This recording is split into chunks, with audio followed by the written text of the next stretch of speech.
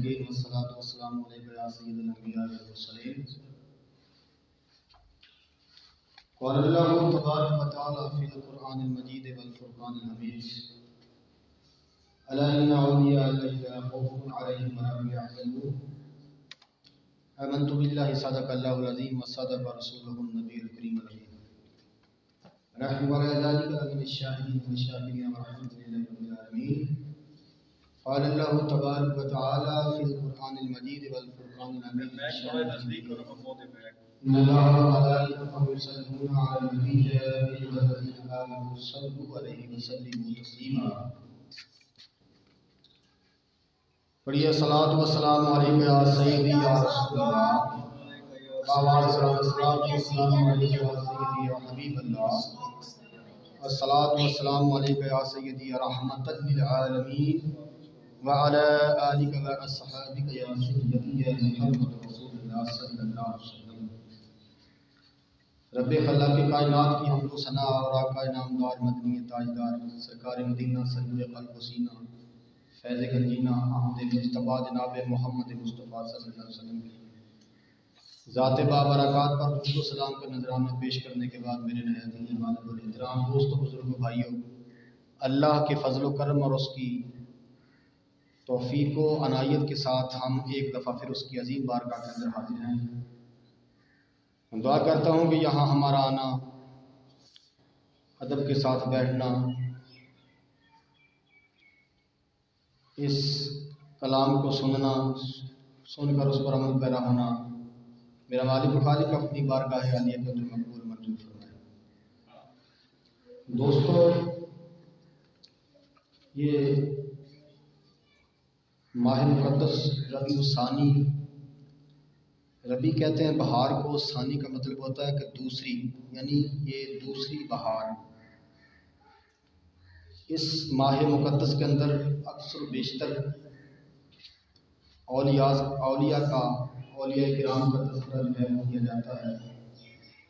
حضرت غوث اعظم غوث جیلانی محبوب سبحانی بھی اس ماہ مقدس کے اندر اللہ پاک نے آپ کو بھیجا. جیسے ہمارے نبی کریم صلی اللہ علیہ وآلہ وسلم امام الانبیاء ہے، تمام سلطان الانبیاء ہیں، نبیوں کے سردار ہیں، اسی طرح حضرت غوث اعظم بھی تمام اولیاء کے سردار ہیں.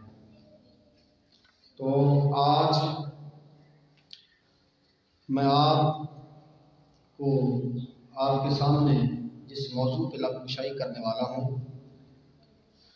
وہ ہے کہ اولیاء کرام کی شان کیا ہے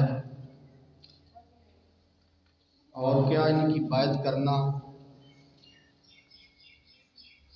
ہمیں ضروری ہے یا کہ نہیں. اور رب خلاق کائنات نے قرآن مجید فرقان حمید کے اندر اپنے اولیاء کرام کا بھی تذکرہ فرمایا انبیاء کے ساتھ ساتھ، جس میں رب خلاق کائنات ارشاد فرماتا ہے کہ الا ان اولیاء اللہ لا خوف علیہم ولا هم يحزنون. الا جو ہے یہ حرف تنبیہ ہے، یعنی خبردار. ان یہ ہے بے شک، اولیاء اللہ لا خوف علیہم ولا هم يحزنون، کہ اللہ کے ولیوں پر نہ کوئی خوف ہے اور نہ وہ مغموم ہوں گے، یعنی نہ ان پہ کوئی قیامت کے دن غم ہوگا. تو پھر مالک و خالق نے ارشاد فرمایا یا ایھا الذین آمنوا اتقوا اللہ وابتغوا الیہ الوسیلۃ وجاہدوا فی سبیلہ لعلکم تفلحون. یا ایھا الذین آمنوا، اے ایمان والو، خطاب ہے ایمان والوں سے. آمنوا اتقوا اللہ، اصل میں تھا اتقوا اللہ، کہ اللہ سے ڈرو، اے ایمان والو اللہ سے ڈرو. یا ایھا الذین آمنوا اتقوا اللہ وابتغوا الیہ الوسیلۃ، اور وابتغوا تلاش کرو، وسیلۃ کوئی وسیلہ. یا ایھا الذین آمنوا اتقوا اللہ وابتغوا الیہ الوسیلۃ وجاہدوا فی سبیلہ، اور اس کی راہ میں جہاد کرو، لعلکم تفلحون، تاکہ تم فلاح پا جاؤ. تاکہ تمہیں کامیابی مل جائے. کیونکہ قرآن مجید اللہ پاک نے یہ نماز جو ہے اس میں پڑھتی ہے اہدنا الصراط المستقیم صراط الذین انعمت علیہم، اے اللہ مجھے ان بندوں کے ذریعے سیدھا راہ دکھا جن پر تیرا انعام کیا گیا. یعنی انعام یافتہ بندوں کا تذکرہ ان سے مراد ہے اولیاء کرام اللہ کے. تو اس کی ڈیفینیشن ولی جو ہے، ولی کی جمع ہے اولیاء. ولی کہتے ہیں دوست کو، یعنی اللہ کا ولی.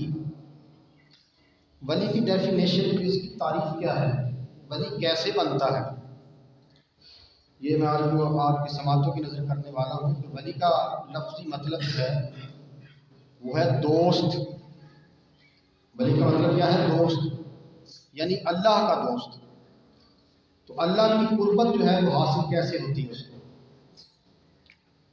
آج کل کے جیسے ولی ایسے نہیں. ولی بننے کے لیے بہت مجاہدے کرنے پڑتے ہیں، بڑی محنت و ریاضت کی ضرورت ہوتی ہے. سب سے پہلے اللہ کے ولی علم شریعت حاصل کرتے ہیں، یعنی قرآن مجید کے حافظ بھی ہوتے ہیں، درس نظامی بھی پڑھتے ہیں. اور جب یہ تعلیم اپنی کوالیفیکیشن جو ہے اس کو کمپلیٹ کر لیتے ہیں مدرسوں کے اندر، تو پھر اگلا مرحلہ جو ہوتا ہے ان کا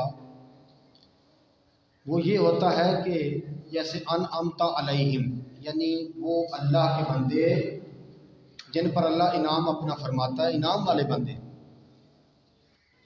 وہ ان کی تلاش میں نکلتے ہیں اور ان کی بیعت جو ہے وہ کرنا ضروری ہو جاتا ہے. کیونکہ اللہ کی معرفت، اللہ کا عرفان جو ہے وہ اللہ کے بندوں کے سوا نہیں ملتا. اللہ اللہ کیے جانے سے اللہ نہیں ملتا. اللہ والے جو ہیں وہ اللہ سے ملا دیتے ہیں، اللہ والے ہی اللہ سے ملاتے ہیں.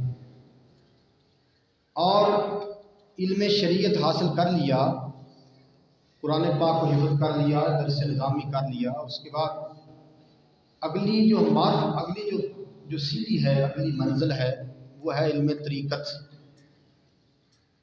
علم طریقت اس کا مطلب ہوتا ہے جیسے یا ایھا الذین آمنوا اتقوا اللہ وابتغوا الیہ الوسیلۃ وجاہدوا فی سبیلہ لعلکم تفلحون. یعنی اے ایمان والو، اللہ سے ڈرو اور کوئی وسیلہ تلاش کرو. وسیلے کا مطلب ہے، مفسرین کرام لکھتے ہیں کہ مرشد کی تلاش ہے. مرشد کیسا ہو؟ کامل مرشد ہو، کامل، مکمل اور اکمل ہو. یعنی جس مقصد کے لیے ہم نے اس کے پاس جانا ہے، اللہ کا ولی جائے گا، وہ اللہ کی تلاش کے اندر وہ اللہ رب العزت کو اس کے ساتھ ملوا دے.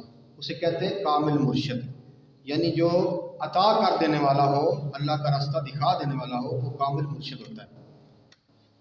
اور اس کامل مرشد کے پاس جب یہ جاتے ہیں تو وہاں سے وہ علم طریقت جو ہے وہ عنایت فرماتے ہیں. یعنی ایسا ایک سبق، ایسا ذکر و فکر بتاتے ہیں کہ وہ ان کو ڈیوٹی پر لگا دیا جاتا ہے کہ تو نے اتنے سال، اتنا وقت، اتنی زندگی یہ ذکر و فکر کرنا ہے.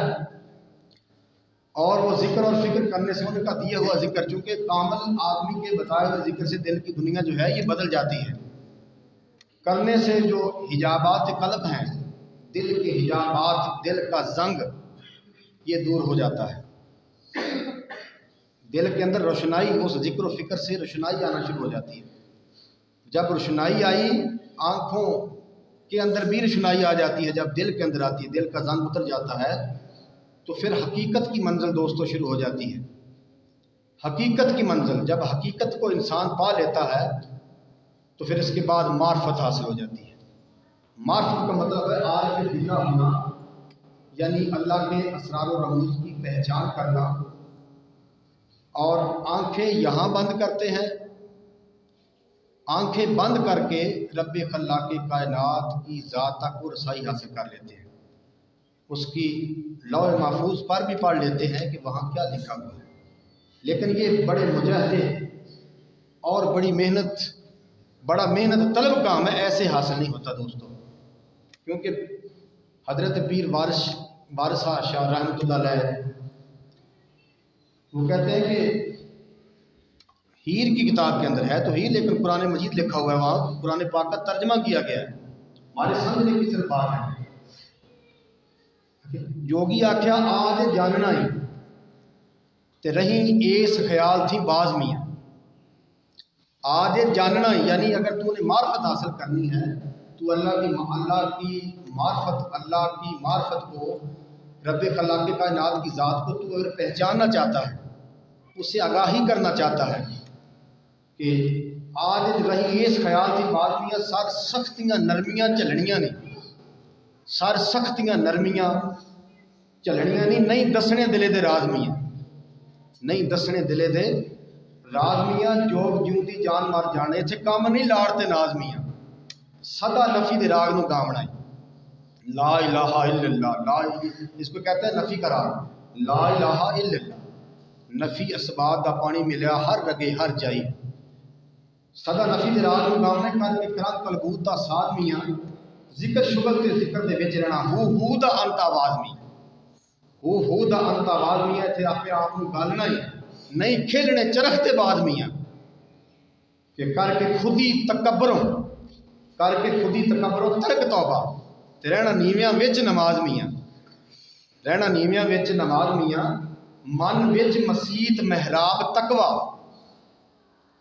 تے صدق فقر دا جائے نماز میاں۔